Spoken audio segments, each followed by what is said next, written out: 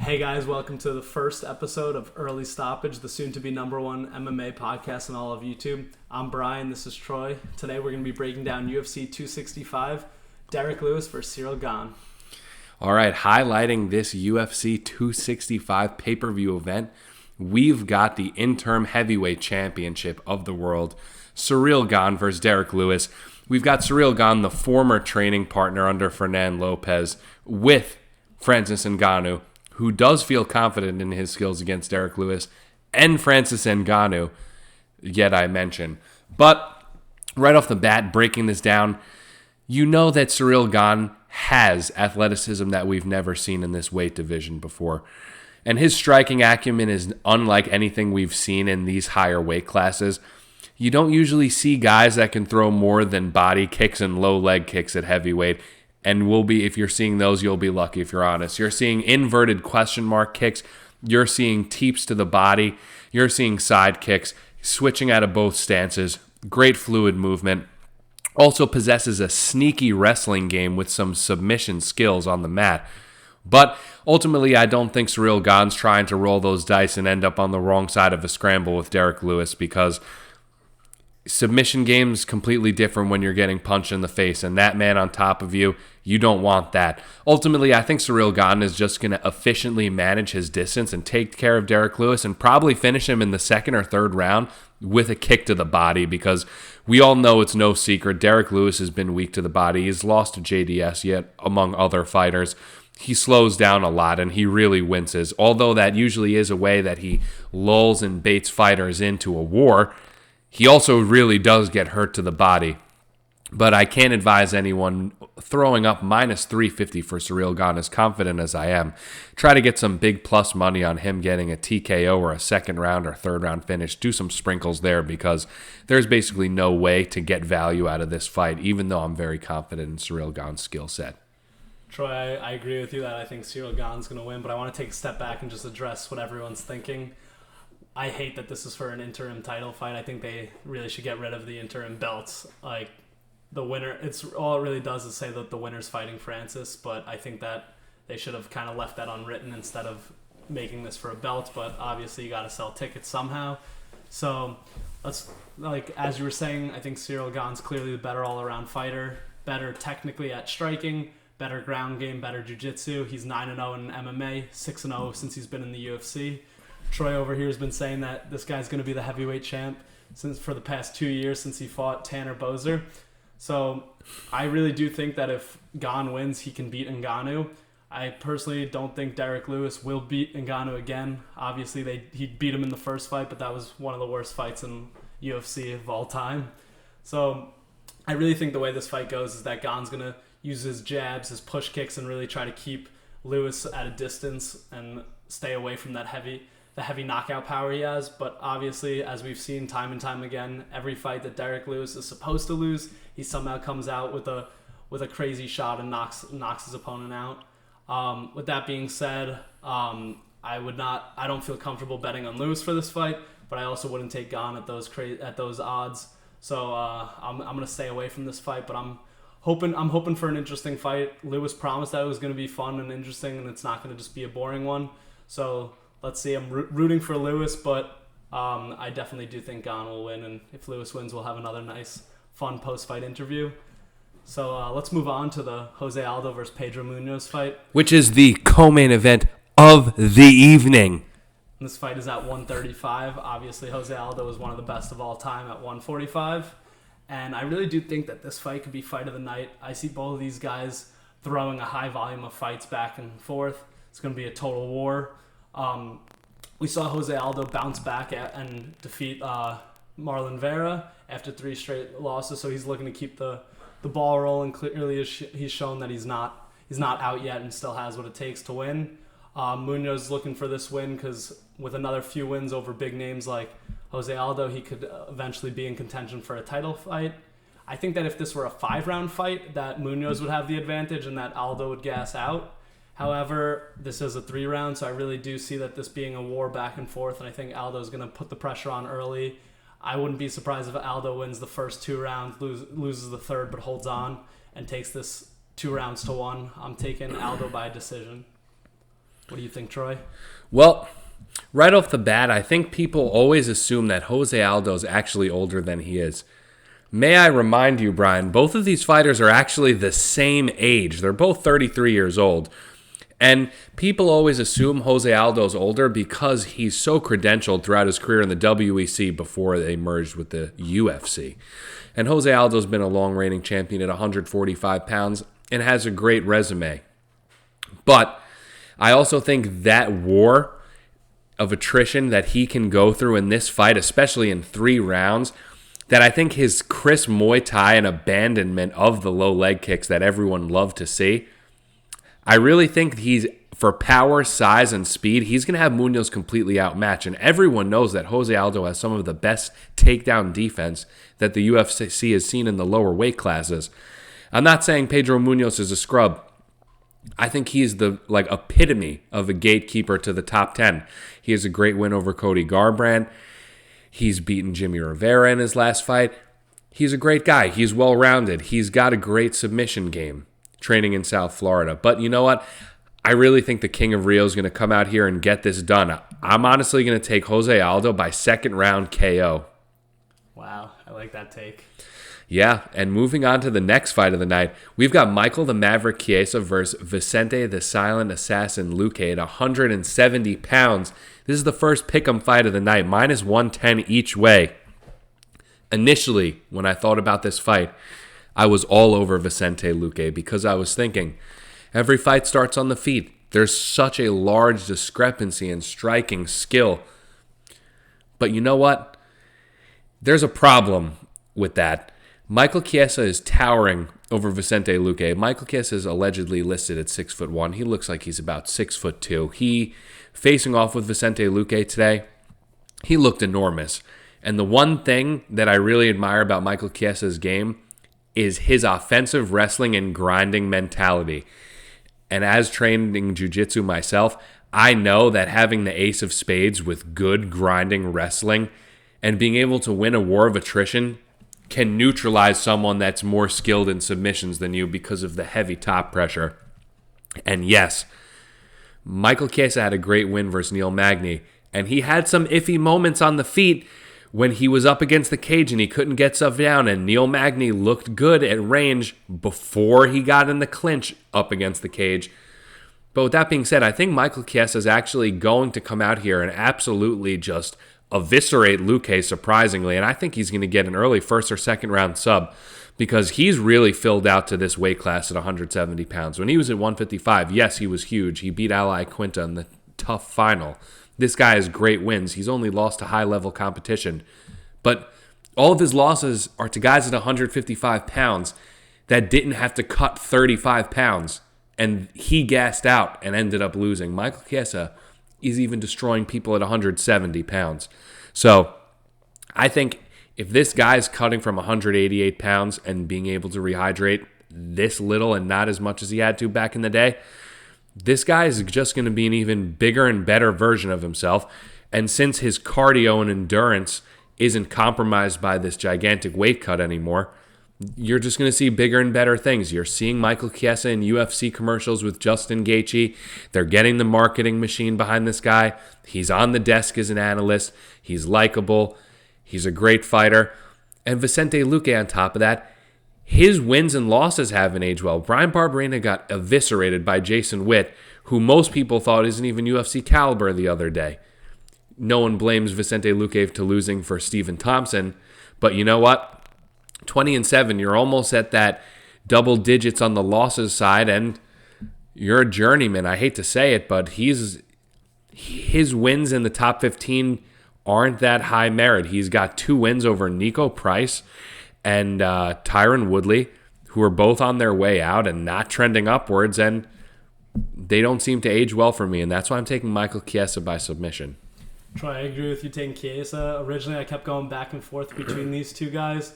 But I really think with Chiesa being able to dominate with the wrestling, I think that he'll ultimately grind out a decision win. I know you're saying maybe by a sub, which I do think if either of these fighters get in a bad position, they both have the potential to get the sub in or get subbed. But honestly, I don't really see a knockout. I don't really see a knockout happening in this fight. I'm saying Chiesa by decision. Ultimately, because the wrestling, and as Khabib always says, wrestling is power. So Michael Chiesa by decision. So let's move on to the next fight in the main event, in the main card. Tisha Torres versus Angela Hill. This is my lock of the night, most confident pick. I'm saying Tisha Torres wins this fight with ease. Obviously, it's going to go to decision. Pretty much both of their fights go to decision, which makes sense. It's a lightweight class. They did fight once back in 2015, which Tisha Torres won by decision against Angela Hill. Both of them are coming off good performances. However, they were both against pretty low-level fighters, not to be disrespectful to them, but it was kind of like if they did lose that, they shouldn't be fighting in the UFC. So we'll see, but I do think that Tisha Torres has much more experience over higher-level fighters, and Angela Hill does not really have many. Torres is definitely the faster fighter, so I really think that she'll potentially be able to shoot and land some takedowns as counters to Hill's punches. But if Hill does find a way to keep Torres away from her, she could take this fight by decision. But ultimately, I don't see it happening any other way other than Tisha Torres by decision. What do you think, Troy? Well, I'm going to highly contest your lock of the night, and I'm going to take Angela Hill by decision. I'm under the impression that Tisha Torres' last win against Sam Hughes, very low-level competition. And Tisha Torres is getting respect on the gambling lines from 3 or 4 marquee losses, okay? Not wins. She has wins over Rose Namajunas a long time ago. But the way she's trending, she's not fighting frequently, and she's not fighting consistently well. Yet, the same thing you could say that with Angela Hill, but she's mounted a slight win streak before these last couple fights over some decent competition. And Angela Hill, although she's older, she has less miles on her in the cage, meaning that, yes, she has less experience, but she's making improvements, and you've seen in her last few fights when she's able to let her hands go and feel confident with the range and not threatened by power, she's able to take over, and she has cardio for days, and everyone knows everyone at 115 has cardio for days because no one can knock each other out. I'm going to take Angela Hill by decision. Alrighty, sounds good. We'll see next week who's got this pick'em fight. Oh, yeah.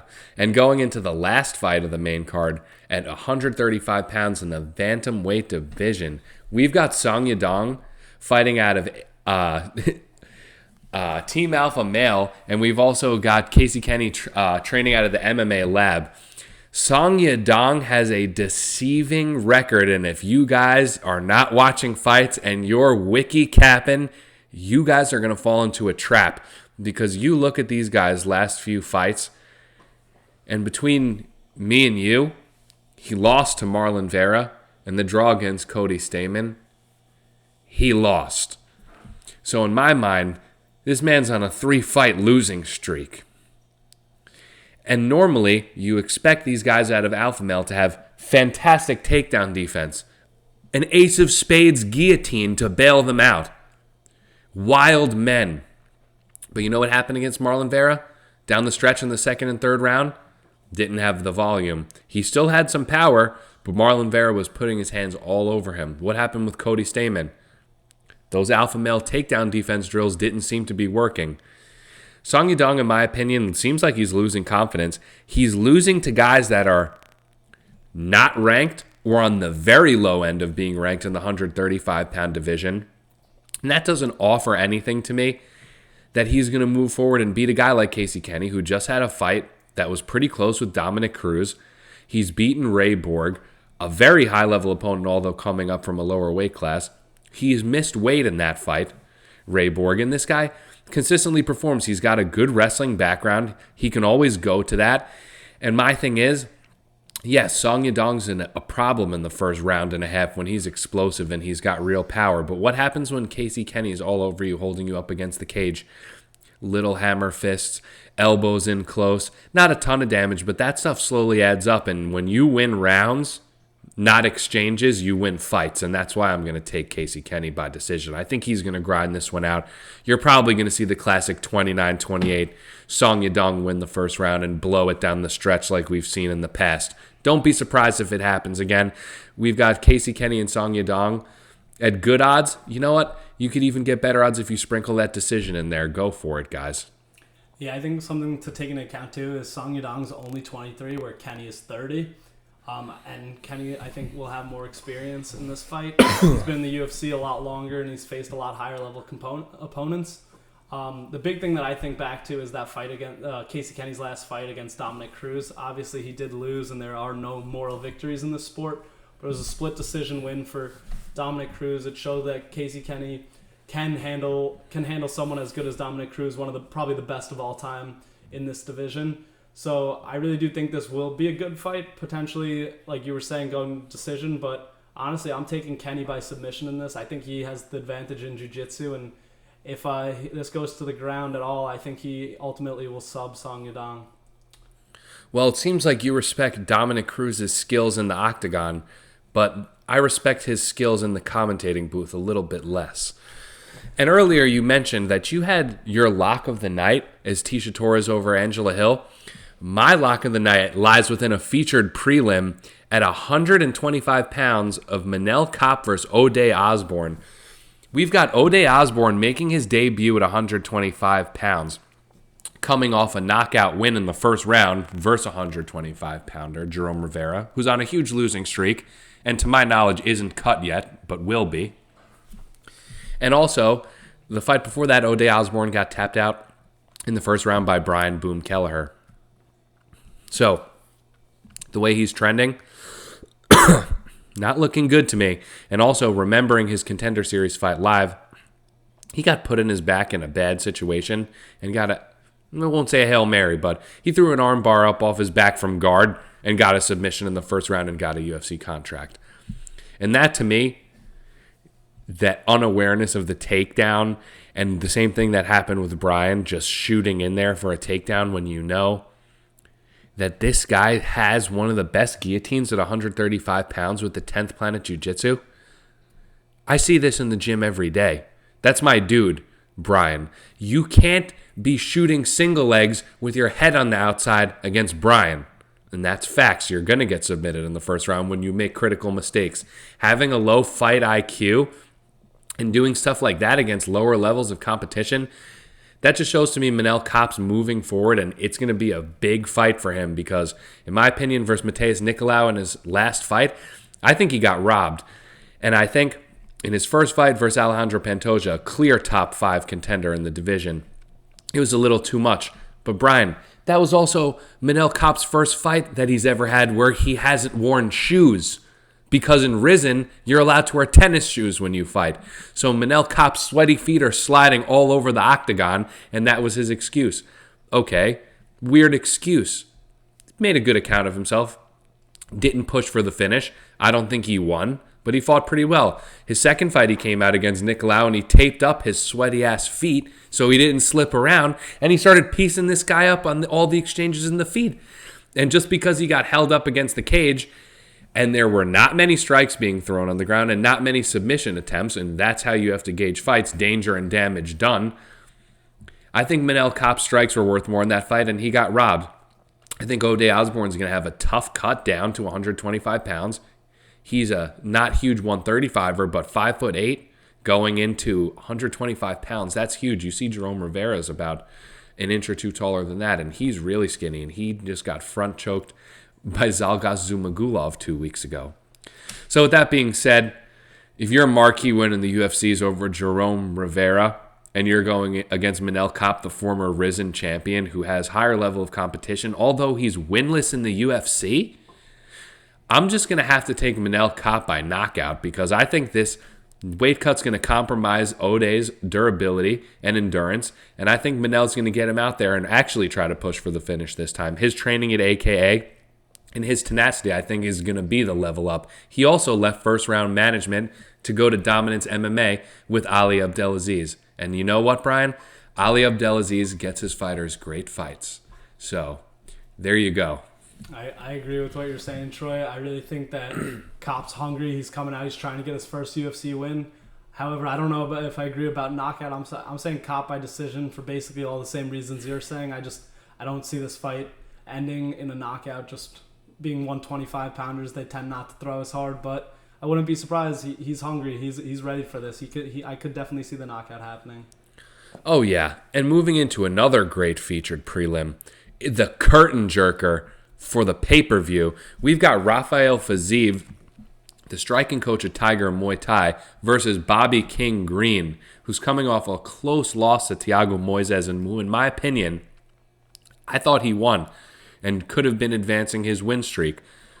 But looking at this fight right away, there's always one problem with Bobby Green, and that's he doesn't push for a finish, and he's always talking smack, and he always has his hands down. And the judges, although he's been winning most of his fights recently, it doesn't look good when you're getting pieced up. And I have heard that Rafael Fiziev has switched his camp because he can't go to Tiger Muay Thai in Thailand because of COVID restrictions. He's training at Sanford MMA now with Michael Chandler and Gilbert Burns. Last time I checked, Brian, those are the two top contenders in each of their respective divisions.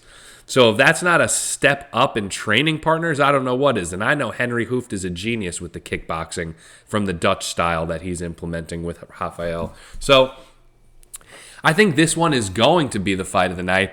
And I think Bobby Green's smack talk and willingness to exchange in this fight will just propel fireworks. And I'm going to take Fiziev, but at this minus 305 money line, I don't know how you could chalk that up. But I wouldn't hate you for throwing him in every parlay you had. And I'm going to take Rafael Fiziev by finish. Troy, I agree with you. I think these odds should be a lot closer, but honestly, I'm leaning the other way. I think Bobby Green by decision. At moneyline, he's plus 250 odds.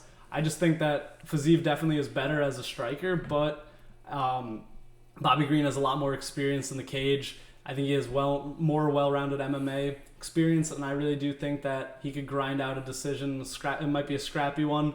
But if he can get this to go decision and not get finished, I really think that Bobby Green may take it on even a split decision win. But I definitely don't think you can count him out. And at plus 250 odds, I think there's definitely a lot of room to profit there. I agree. It is lined too wide.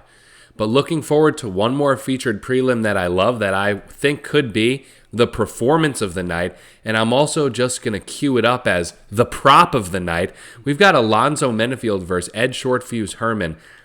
Listen, guys, I'm going to keep this one short and sweet.